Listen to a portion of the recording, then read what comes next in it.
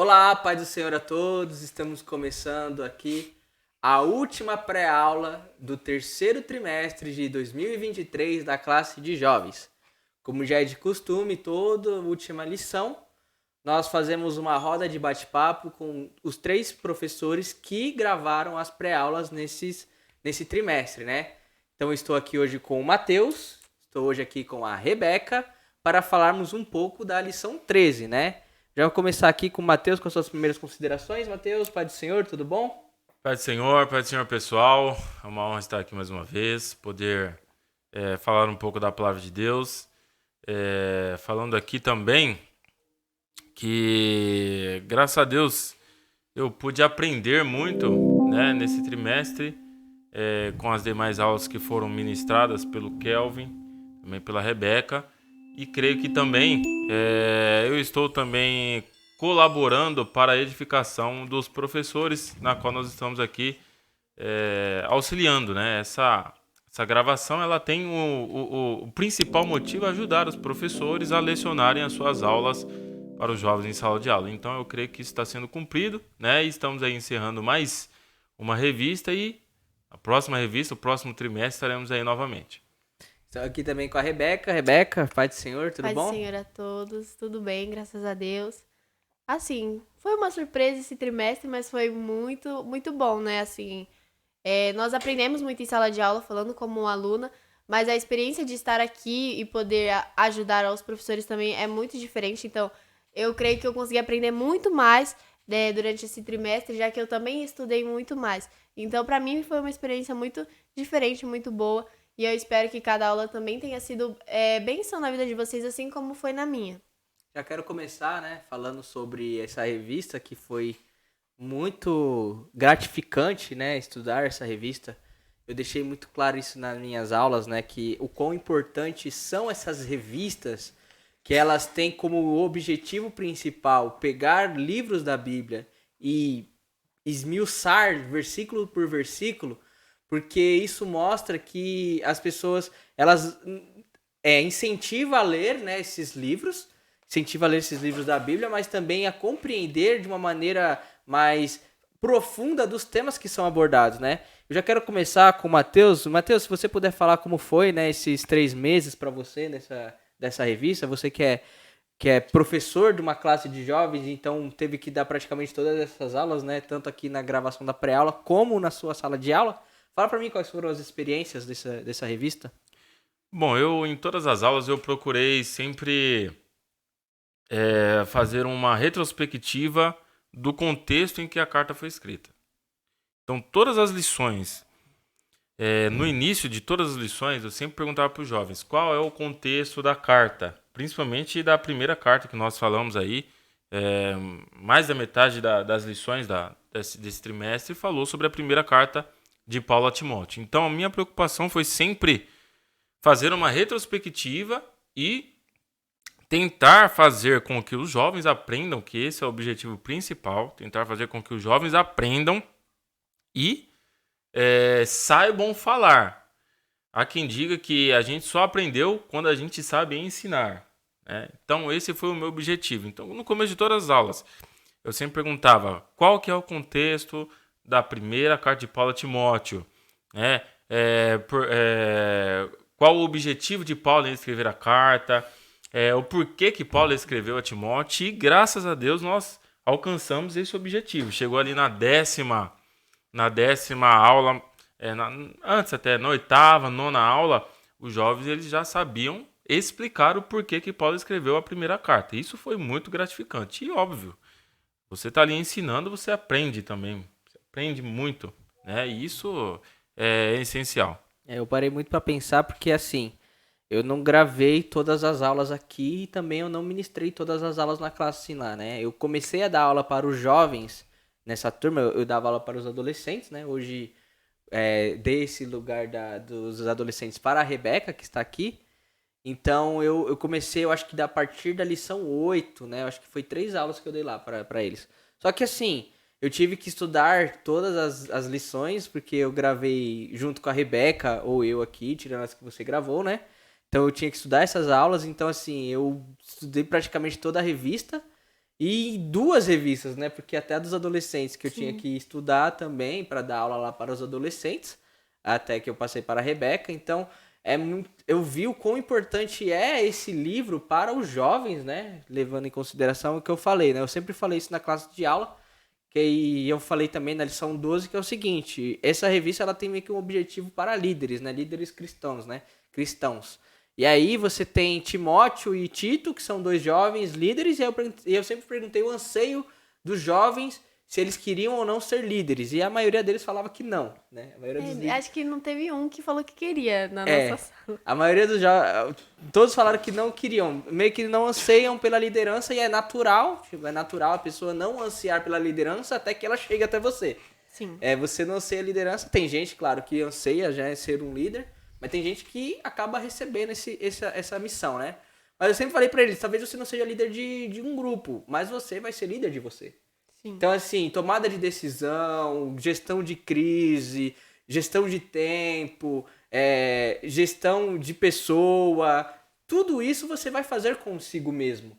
Então, é importante você ter as características de um líder para você aprender a lidar isso com as outras pessoas também.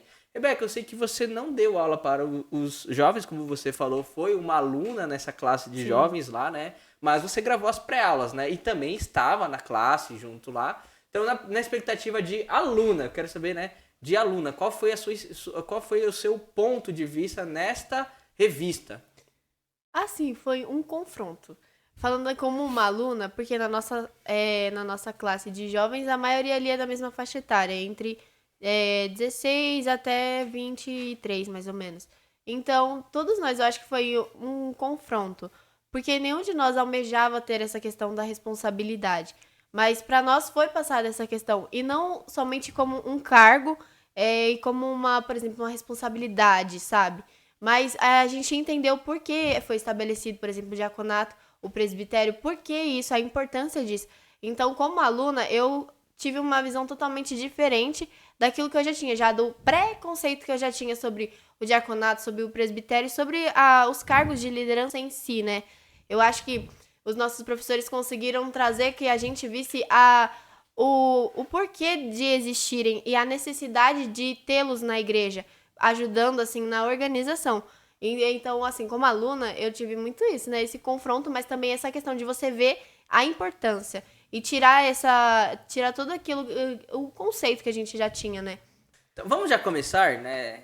Já fizemos essa abertura, essa introdução sobre a revista, né? Sobre a lição. Então, foi uma revista muito boa. E assim, eu já vou dar um spoiler. A próxima revista, ela também... Eu vou falar muito isso na minha classe de aula. Não sei se vocês vão falar isso também. Que ela será a revista mais importante da classe de jovens. Por que eu falo isso? Porque nós iremos falar das nossas convicções. Vai falar sobre fé. Então, é sobre fé em Jesus Cristo, fé na infalibilidade da palavra, fé nas doutrinas, fé... Então, assim, é uma revista muito importante. Porque se você não crer no que você acredita, né? Que parece que é um dualismo, parece que eu tô falando... Mas você precisa crer naquilo que você acredita para você poder repassar isso para outras pessoas, né? Então, já falo de antemão que é uma revista muito importante, a próxima que nós iremos estudar, que serão 14 lições, né? Não serão 13. Só uma coisa que eu queria falar aqui também, que eu tive uma dificuldade muito grande nessa revista, porque em muitas lições, basicamente, a gente teria que falar como nós somos como líderes, né? E Paulo tava falando assim, olha, ô Timóteo, você tem que ser assim, você tem que ser assim.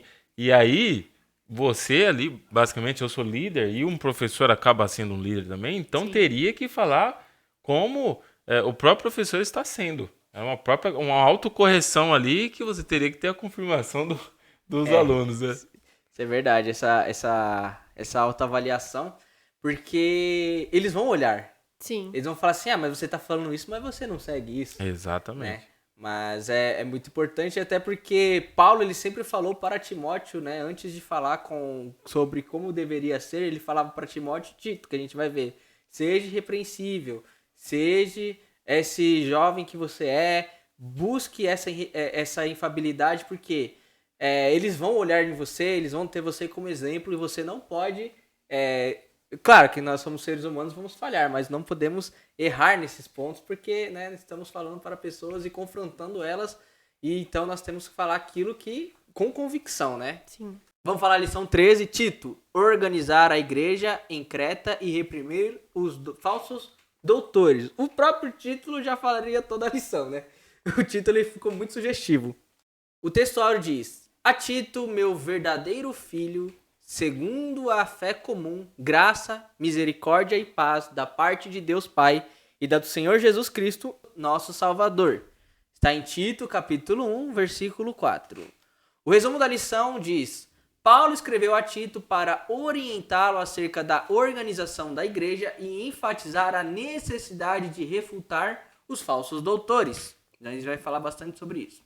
Os objetivos, como eu sempre falo, e eu acho muito importante sempre enfatizar isso, cada um dos objetivos representa um dos tópicos. Então, o primeiro tópico nós iremos mostrar qual era a missão de Tito em Creta.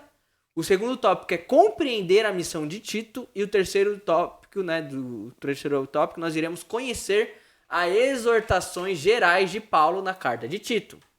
A leitura bíblica em classe está em Tito, capítulo 1, dos versos 1 a 9. Acho muito importante lermos, né, para ter uma noção do que será dito ali, para que eles também venham ler, né? E também, se preciso, né, se for possível também orientá-los a ler as leituras semanais durante a semana, já para ter uma visão de como vai ser a aula aí durante a semana.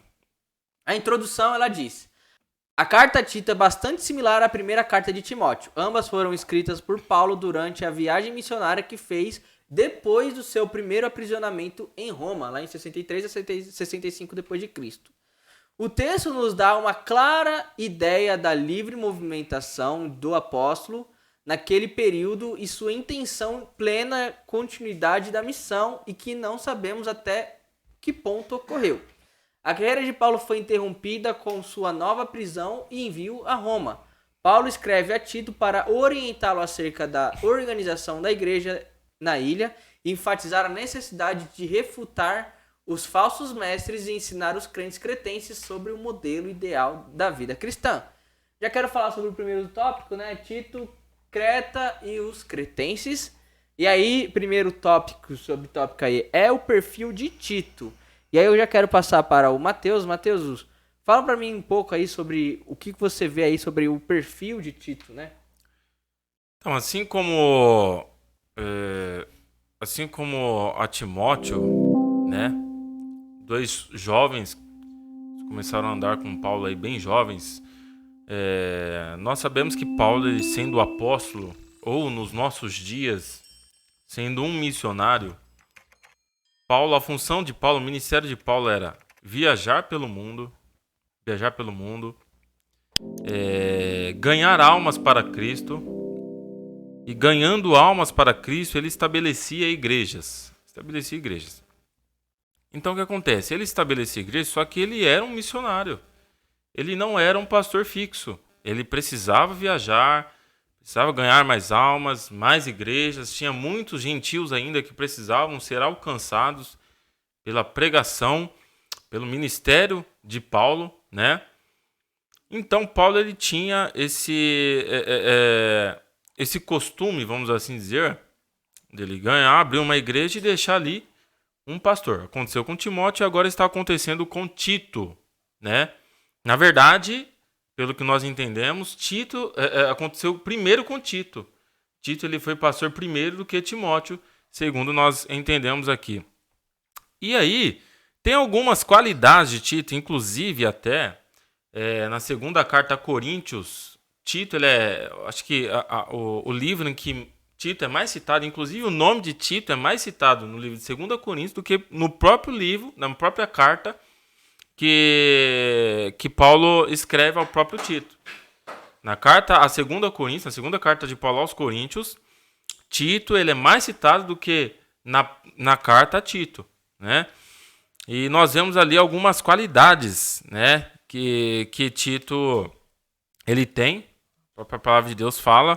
Nós observamos aqui, por exemplo, quando nós olhamos aqui também em Gálatas, que ele é citado, Paulo descreve que ele fez uma viagem, né, a Jerusalém, para tratar de conflitos que tinha com judeus, né? E Tito estava lá também. Então, antes de Tito assumir a igreja de Creta, ele viajava com Paulo.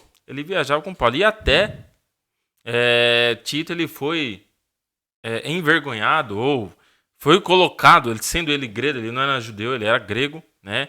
Os judeus queriam circuncidar a Tito, né? Só que aí Tito ele demonstrou um posicionamento muito firme, né? E ele não foi circuncidado. Enfim, nós vemos aqui muita semelhança, não só entre a pessoa de Tito e a pessoa de Timóteo, mas as cartas elas são muito parecidas, né? A intenção de Paulo na sua primeira carta a Timóteo é a mesma intenção na carta a Tito. Levando em consideração esse ponto que o Matheus falou da circuncisão, sobre Tito não ter sido circunciso, né? Já Timóteo ter sido, né?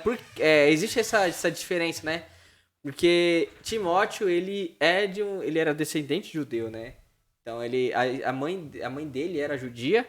Então, existia essa questão de ser circuncidado por ser, né, da descendência. Mas Tito não era. Tito era 100% grego.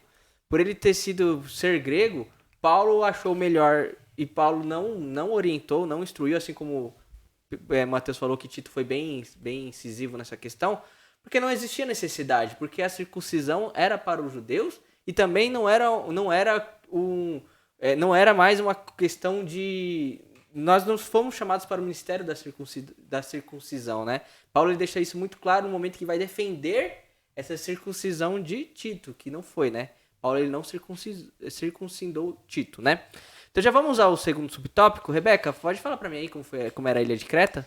Então, a ilha de Creta ela é localizada a sudeste da Grécia, né? Ela é a quarta ilha ali do Mar Mediterrâneo.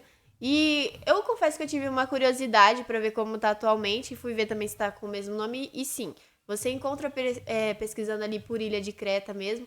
E é uma ilha muito bonita, assim, águas muito claras. Então vale, assim, quem sabe uma futura viagem para lá? Muito interessante.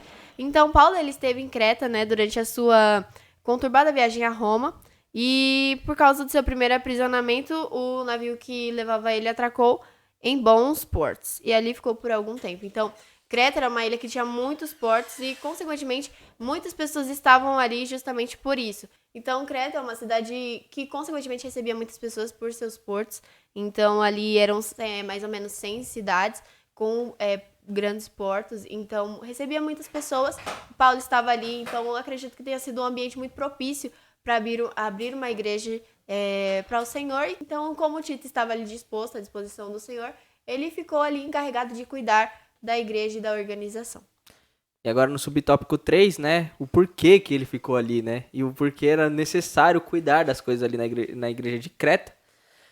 Os cretenses, iniciou-se um evangelho lá na ilha de Creta após o Pentecoste, provavelmente, né, após o Pentecoste, que houve pessoas que eram cretenses que estavam ali em Jerusalém no dia do Atos 2, e aí provavelmente se converteram ao cristianismo e foram para Creta, estabeleceram lá a pregação da palavra. E aí então Paulo, quando ele faz essa viagem que a Rebeca ela falou, né, houve então a necessidade de organizar as coisas, pregar o evangelho. Mas por que essa necessidade? Qual que era a necessidade, né? Isso no tópico 3, né, os cretenses. No tópico 3 ele fala que os cretenses eram pessoas muito difíceis de lidar, porque eles tinham uma grande gama de cultura lá, e eles tinham uma forma de levar a vida, né, que não era muito fácil de lidar. Eles tinham muita violência, né, eles tinham muitos bandidos, imoralidade, assim como boa parte das províncias gregas, né, que levavam muito à imoralidade devido aos seus deuses, que tinham os deuses da fertilidade, né, e também por os gregos não acreditarem que havia ressuscitação do corpo, né, ressurreição do corpo, então eles faziam o que quisessem com o corpo. Então tinha tudo isso, né, e se vocês forem olhar o termo sincretismo, né, você vai ver isso no terceiro tópico. O sincretismo, ele significa, né, era uma característica dos cretenses. Como tinha muitos povos, muitas crenças e religiões ali, cultuando tudo junto, né? Era uma mistura, né, de crenças e para um mesmo objetivo. E nós sabemos que o cristianismo ele é contra o sincretismo religioso. Nós precisamos sempre buscar a ortodoxia da doutrina, né? Então, assim, se você tem outras religiões, outras formas, né, outras crenças que diferem da ortodoxia da palavra de Deus, então você está indo contra as crenças, né? Então, Timóteo, como ele vê a ilha de Creta com todas essas dificuldades, tanto cultural quanto social, ele coloca então ele coloca Tito para organizar aquela cidade, né? Então já vamos para o segundo tópico, né? O segundo tópico é a missão de Tito, né? Já que eu já dei o gancho aqui para falar da missão de Tito, vamos começar a falar sobre isso. Então, Mateus, primeiro subtópico aí, estabelecer presbíteros. Vamos lá, da mesma forma, e é até legal a gente fazer esse paralelo, da mesma forma que Paulo, né, ele orienta ali a Timóteo a ungir, consagrar os diáconos, aqui também agora Paulo ele fala para o Tito estabelecer presbíteros, né? Por quê? Porque uma igreja necessita, pelo que nós entendemos, a igreja necessita de auxílio, né? Um pastor sozinho ele não consegue dirigir bem a sua igreja, é necessário ajuda. E nós entendemos que haviam muitos novos convertidos, né, na igreja. Então o Tito ele precisava formar obreiros, né? Formar obreiros e ali presbíteros, nós entendemos, tem alguns significados, né? Basicamente dois. Nós temos presbíteros de anciãos, né? E presbíteros ali é aquele também pastor, também aquele pastor local, ou seja, aquele auxiliar de pastor que ajudava o pastor ali a orientar os irmãos, a ensinar também. E aqui ele está falando desse presbítero, né, que é auxiliar de pastor. Então a função de Tito, que Paulo fala aqui, é para ele estabelecer presbíteros, para que ele pudesse levantar obreiros, observar pessoas que fossem capazes, homens que fossem capazes de ajudar o Tito a seguir com a igreja, a pastorear essa igreja que estava em Creta. Agora o subtópico 2, né? Que ele fala aqui sobre a correção aos falsos doutores, né? Rebeca, eu acho muito importante, né, nós entendermos essa questão, porque o Mateus me falou, né, que tinham pessoas ali que eram novas convertidas, né? Sim. Então, quando é um novo convertido, ainda está entendendo como que funcionam as coisas da igreja, como que são as nossas convicções.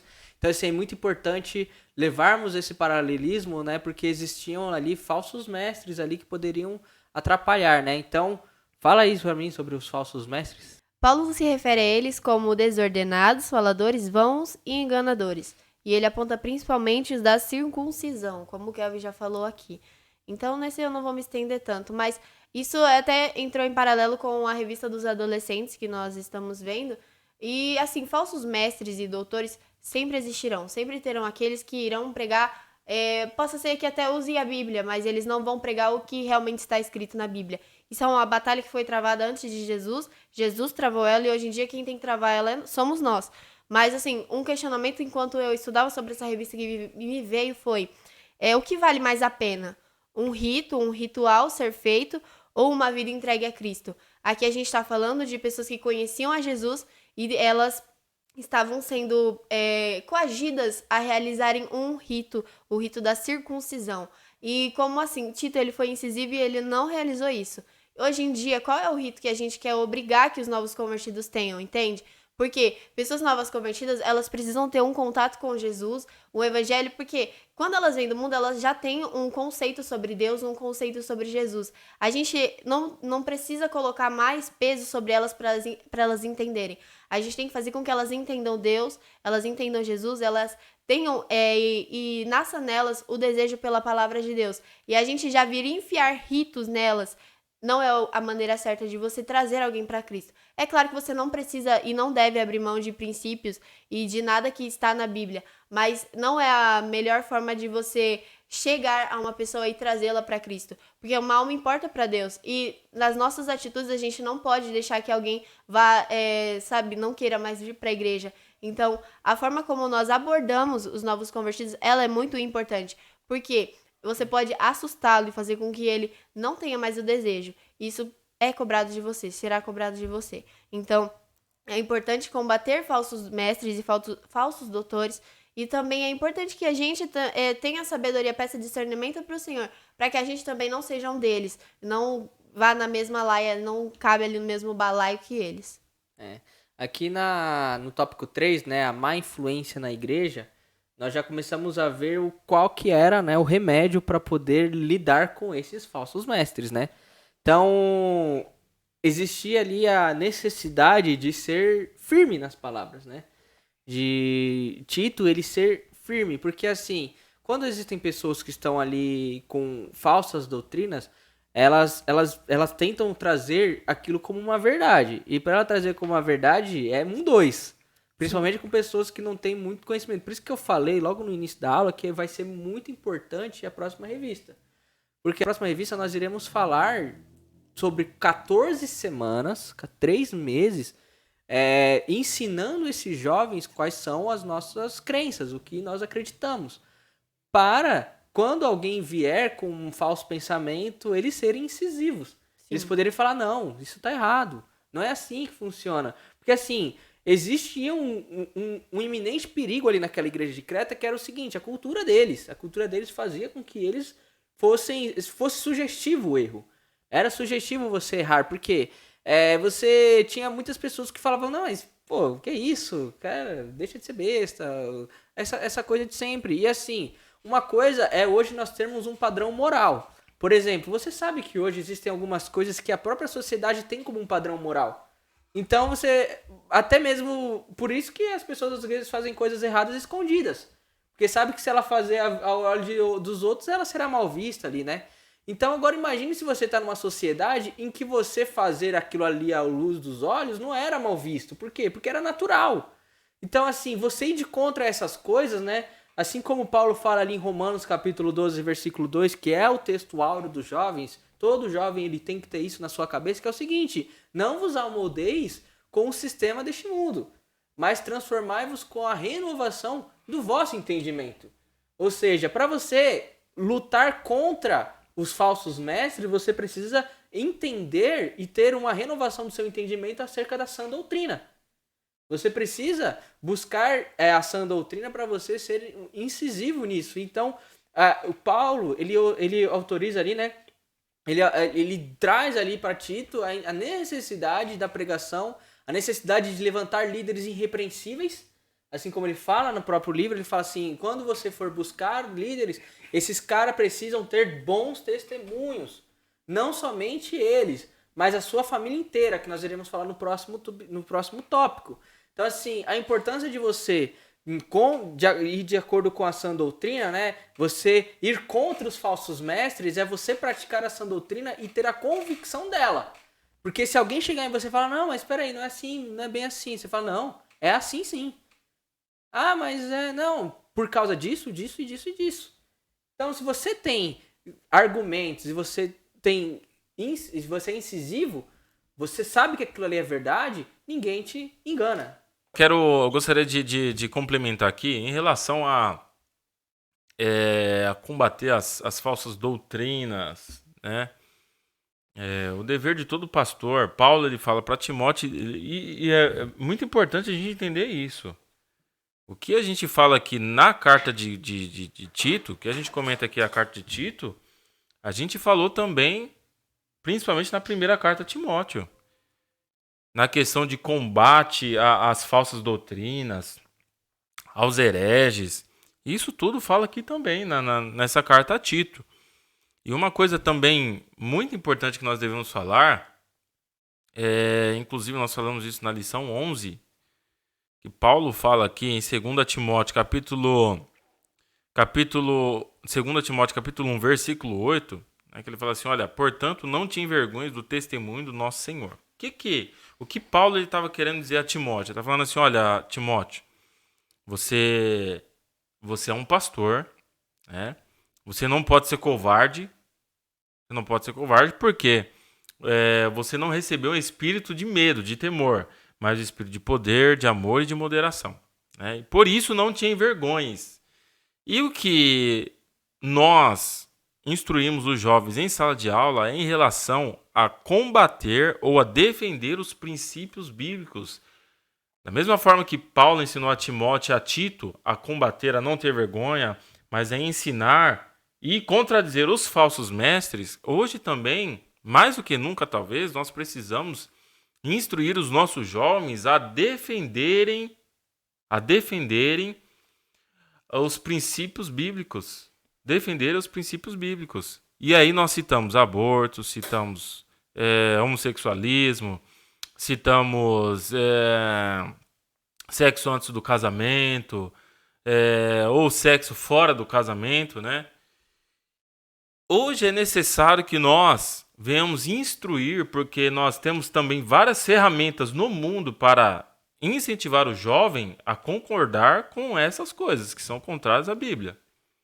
Nós temos aí uma estrutura gigantesca no mundo que incentiva o jovem a achar que o aborto ele é correto, a achar que um relacionamento homossexual, ele é correto. Então Paulo ele é incisivo para Timóteo e para Tito. Combata os falsos mestres, ensine a sã doutrina, né? Ensine, não é só estabelecer, não é só ser pastor, mas aparelhar a igreja para que a igreja entenda a palavra de Deus e aprendendo a palavra de Deus, agora eles passam a combater. Combater se torna uma ação. Eles são os combatedores de heresias, né? Então nós também devemos formar os nossos combatedores de heresias. Nós devemos ser combatedores de heresias, para que a igreja não venha a passar a concordar com aquilo que a Bíblia é contrária. Então já vamos ao último subtópico aí, né? O último tópico, que é exortações gerais, né? Que ele vai ali compor todo o capítulo 2 de Tito, né? Em que, primeiramente, é o ensino para toda a família, né? Eu acho muito importante nós falarmos esse tópico com bastante ênfase, porque é um ensino de paralelos, né? De paralelos em que o exemplo... E Paulo deixa isso muito claro. Tito, ensine que o exemplo faz parte. E exemplo é tudo. Exemplo é tudo. Então, assim, ensine os mais velhos a serem umas pessoas corretas, porque os mais jovens vão seguir o mesmo caminho. Ensine as mulheres mais velhas a seguirem o caminho, porque as mais jovens vão tê-las como espelho, né? Então, Rebeca, quer comentar alguma coisa sobre esse tópico aí? O primeiro subtópico? O primeiro? Primeiro subtópico, ensino para toda a família? Então, aqui falando, né, o ensino para toda a família, a família, ela é uma instituição divina, a gente sabe disso, onde cada um tem seu papel designado por Deus. Então, o homem tem seu papel, a mulher como esposa, o homem como marido e os filhos. A gente vê muito isso na Bíblia, então não tem como você falar que você não é ensinado e que você não tem nenhuma maneira como seguir nenhum exemplo, porque na Bíblia fala como deve ser a postura do esposo, da esposa e dos filhos. Então, quando nós não cumprimos o nosso papel dentro da nossa família, a gente mexe no equilíbrio ali da atmosfera familiar e isso tem consequências. Então, aqui na revista, ela traz sobre a mulher cristã poder exercer atividade fora do lar. E assim, hoje em dia, isso é uma realidade. Muitas mães, muitas esposas, elas precisam, e querem também, isso não é errado, e vão trabalhar fora. Mas o que você não pode jamais esquecer na sua vida é que a sua primeira prioridade, fora Deus, é a sua família. Então, sim, vá trabalhar fora, tenha a sua renda, mas de maneira alguma negligencie os seus filhos, negligencie o seu esposo. Então, esteja bem ciente que, assim, tranquilo, trabalha fora, faça o que você gosta, porque, assim, é um direito seu, entende? Você não é obrigado a ficar dentro de casa não mais. Hoje em dia, as coisas nesse sentido estão mais livres, mas você não pode deixar de cumprir com o seu papel. A gente vê hoje muitas famílias desestruturadas que isso vai em cadeias, né? Por exemplo, uma família ela é desestruturada, os filhos, isso gera uma consequência nos filhos. E aí os filhos, nos filhos deles vão espelhar isso que eles viveram. Então, hoje, tem uma consequência muito grande de um filho que ele é criado por pais negligentes. Então, a gente vê muito abandono paternal, mas a gente também tem visto muito abandono maternal. E, inclusive, hoje em dia, um dos maiores problemas é isso aqui. Então, pais e mães, eles são negligentes, eles preferem entregar um celular na mão de uma criança para que o celular crie eles. Então, hoje em dia, eu falo principalmente pra mulher porque eu sou uma mulher. Então, você, mulher, entenda, você vai trabalhar fora, tranquilo, mas jamais esqueça da sua família. Ela tem que ser a sua prioridade, porque os seus filhos, o futuro deles dependerão disso. Então, pra mim, o meu maior exemplo é a minha mãe. A minha mãe, ela chegou um momento, ela trabalhou fora durante anos da vida dela, mas chegou um momento que ela viu que não dava mais. E ela preferiu ficar em casa. E hoje em dia ela fala que ela é muito grata a Deus por isso. E nós, eu e meus irmãos, também somos muito gratos a ela por isso. Porque a nossa criação é diferente do que nós vemos no mundo afora.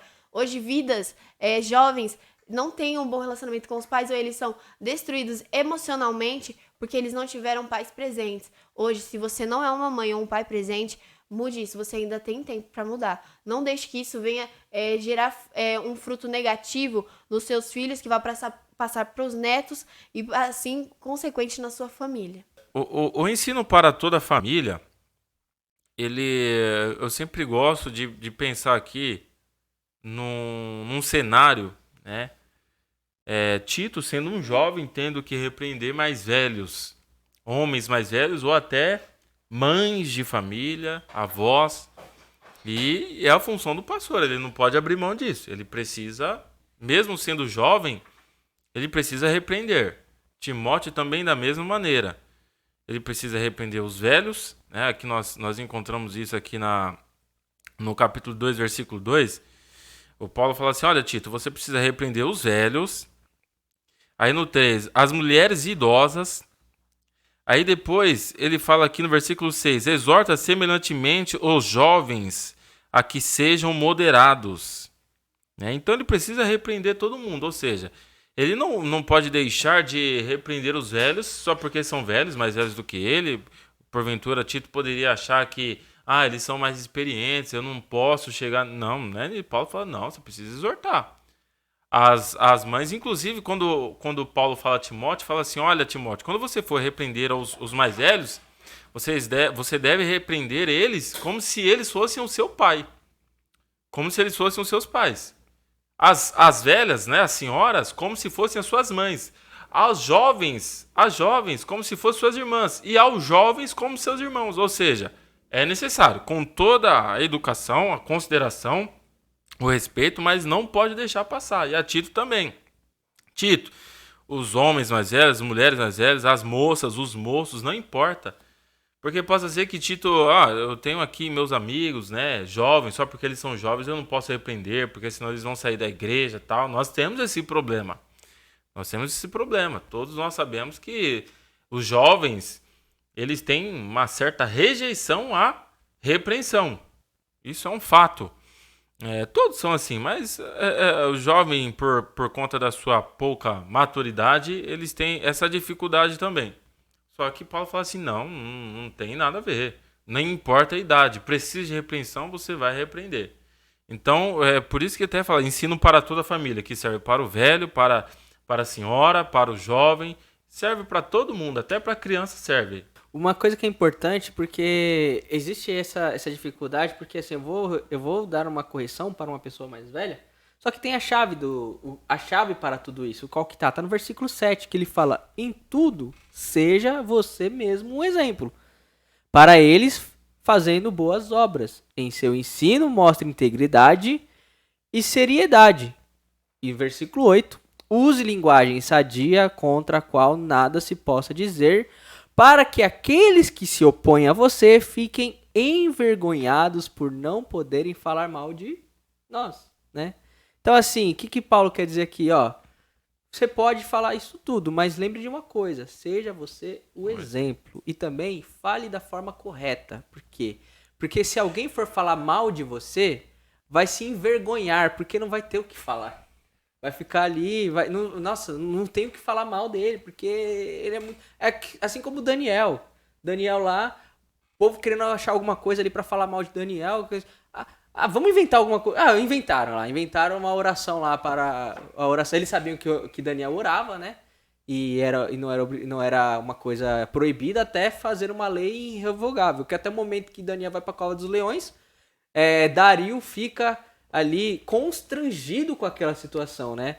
Dario, ele fica constrangido, ele fala assim, mas eles fizeram essa lei, eu não tenho como revogar. E aí ele ficava naquela preocupação, não, mas Deus vai livrá-lo. E aí ele vai lá e ele confiando, né? Vai na cova e vê lá, Daniel foi livrado. Mas tudo isso aconteceu porque Daniel, ele era irrepreensível. Daniel, ele tinha um bom testemunho, assim como Tito tinha que ter esse bom testemunho. Então você quer ser uma pessoa, um líder, você quer repreender pessoas mais velhas, será necessário? Sim, é necessário quando precisa. Seja irrepreensível, saiba como falar, porque se você souber como falar, não tem o que falar sobre você. Mateus, tópico 2 aí, soterologia, é contigo. Esse é um tópico muito importante, assim como todos, óbvio. A gente sempre tem esse costume de falar muito importante, toda a Bíblia é importante. A questão da soterologia aqui, esse versículo, ele é muito discutido, né, nesse tema teológico. Soterologia, soteros, né, fala da salvação, né, e logia, o estudo da salvação. E tem um versículo aqui que ele é muito discutido, que é o versículo 11 do capítulo 2 de Tito, que diz assim: porque a graça de Deus se há manifestado trazendo salvação a todos os homens. Há uma grande discussão soterológica a respeito da expiação. Uns dizem que ela é limitada, ou seja, Jesus não morreu por todos os homens, todas as pessoas, inclusive eles dão uma tradução, uma interpretação, melhor dizendo, a respeito desse todos os homens, né? Eles aplicam todos os homens a somente os eleitos, e a outra visão teológica é a expiação ilimitada, que somos nós, né? Nós cremos que Jesus morreu por todos os homens, né? Todos os homens, e que todos têm a oportunidade, está disponível a todas as pessoas a salvação. A graça de Deus está disponível a todos os homens, a graça salvífica, né? Só que nem todos são obrigados a aceitar. Basta que o homem creia que ele recebe na sua vida a graça salvífica. Então, nós cremos dessa forma. Igual está no versículo, porque a graça de Deus se há manifestado trazendo salvação a todos os homens. Aí você pode perguntar, mas todos os homens são salvos? Óbvio que não. Mas então por que o versículo diz que a graça de Deus se há manifestado trazendo salvação a todos os homens? É simples, porque uns rejeitam e outros aceitam. Os que aceitam, eles salvam a si mesmos? De maneira nenhuma. São meros pobres, necessitados, miseráveis, que apenas creem. Quem faz todo o processo de salvação, quem planeja, quem executa é Deus. Quem faz todo o projeto de salvação, quem implanta na vida do homem a salvação é Deus. O homem, ele somente precisa crer. E é uma ação. Não o torna meritório de maneira nenhuma. O homem não tem mérito nenhum na salvação. Mas a fé, igual a Efésios capítulo 2, versículo 6, né, versículo 9, perdão, que diz que pela graça nós somos salvos por intermédio da fé. É apenas a ferramenta utilizada que Deus nos dá, essa ferramenta. Nós podemos abraçar, receber na nossa vida a salvação por intermédio da fé. E aí o versículo, ele mesmo se completa, né? Isso não vem de vós, é dom de Deus. Amém? Então, é muito importante a gente saber esse versículo para a gente entender que a salvação é para todas as pessoas. Um dia você pode pregar sem medo de errar. Olha, a salvação está disponível para todas as pessoas. E aí você não vai estar mentindo. Uns vão aceitar, uns vão crer e outros não vão crer. É assim que funciona. Bom, como o Matheus falou, né, a salvação, ela é o ato de você querer também, né? Então, muitas pessoas acham que, eu aceitei Jesus e agora eu estou salvo. Não necessariamente. Você, ali, ao você aceitar Jesus, você é santificado. E é claro que se você morrer naquele exato momento, você sobe e você tá lá com Deus. Mas nós temos que, para chegar aos céus, é algo que nós temos que alcançar, entende? Nós temos uma natureza corrompida, uma natureza humana e carnal. A nossa carne, às vezes, ela se sobressai. E o evangelho é uma luta diária. Então, nós precisamos também alcançar a salvação. Embora nós aceitamos Jesus e ali naquele momento somos santificados, mas nós temos que ter uma vida de santidade para que lá, no grande dia, nós possamos ouvir: vinde bendito de meu Pai. Então, podem ter diversas doutrinas, assim, que facilitem ou dificultem para você a forma que você veja essa questão de ser salvo. Mas não se esqueça, não é de qualquer maneira que você vai chegar aos céus e você será bem recebido por Deus. Então, aqui a salvação ela é instantânea e progressiva. Como eu falei, ao aceitar Jesus, você ali está santificado e você, se morrer, vai com Deus. Mas nós temos que travar essa batalha diariamente, porque é algo progressivo. Algo progressivo é que você tem que fazer continuamente para que aquilo possa continuar no ritmo que ela está. Então, não é eu aceitar Jesus e continuar vivendo a vida que eu estava. Aceitar Jesus exige uma mudança de vida, uma mudança de postura. Então, uma coisa que eu vi na revista e também ali durante a carta de Tito, enquanto eu li, é que o caráter de um crente, ele tem maior peso do que suas habilidades e talentos. Então, o nosso caráter, talvez a gente não evangelize ou pregue para alguém de uma forma com palavras, mas a nossa postura. Então, isso é importante a gente ter isso ciente na nossa cabeça.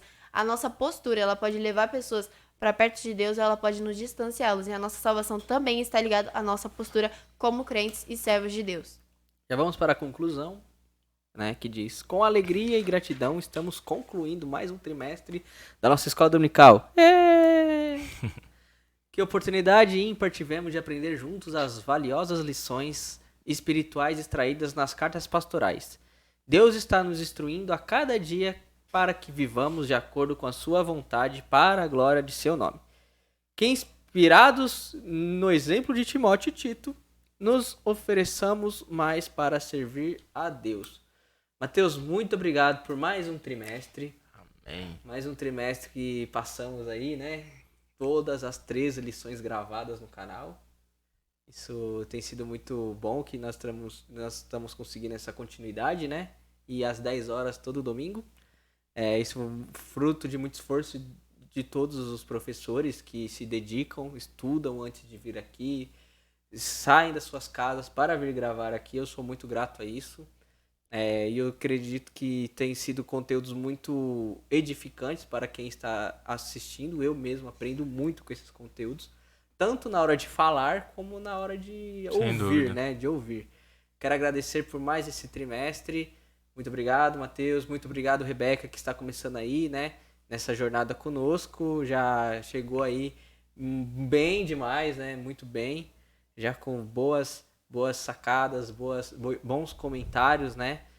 E eu quero agradecer também, tá? Mateus, você quer dar suas últimas considerações? Sou grato pela vida do Kelvin, da Rebeca. E sou grato pela Assembleia de Deus do Ministério Subdivino por esta oportunidade que nos é dada, né, de poder auxiliar os demais professores, né, do Brasil inteiro. E nós cremos que um dia nós alcançaremos aí, não para sermos reconhecidos, mas assim como foi dada a missão a Timóteo e a Tito, né, instruir, ensinar, também nós queremos fazer isso aí. Ajudar os professores a instruir, a ensinar e também instruindo e ensinando, né? Nós queremos fazer isso. É uma gratificação, é uma alegria muito grande poder estar com os irmãos e desejamos a você que você seja muito abençoado, né? E que seja edificado por esta aula. Eu gostaria de agradecer também, né, a vida do Mateus, do Kelvin, que embora eu não tenha participado desde o começo, mas eu reconheço o esforço deles, assim, não é algo fácil. E a vida deles através da vida deles, eles têm abençoado muitas pessoas. Então, eu agradeço também a cada um da galera aqui dos bastidores. Vocês não veem, mas eles também trabalham muito. Todo o investimento da nossa igreja também, do apoio dos nossos pastores, que eles, com certeza, são os nossos maiores apoiadores. Então, eu espero que, assim como na minha vida, cada uma dessas lições foram bênção de Deus e me trouxeram ensinamentos valiosos que eu levarei para a vida, também possa ser assim na vida de cada um de vocês que assistirem esses vídeos.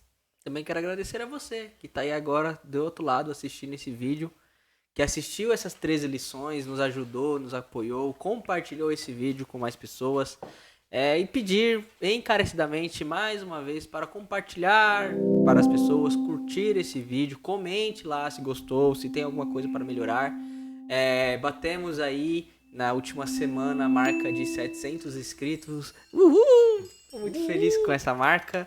Eu nunca imaginei que lá no comecinho, quando nós pegamos o canal, que já tinha o canal na igreja, Sim. né, com 90 inscritos, e em um ano conseguimos essa marca de 700 inscritos. E com conteúdos abençoados, né, com palavras pastorais, com Descomplicando a Bíblia, com uma gama de material, né.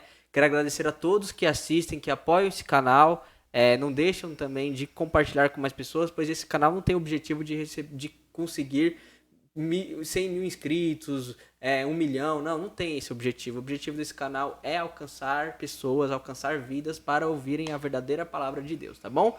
Deus abençoe, muito obrigado, Mateus, muito obrigado, Rebeca, e tchau!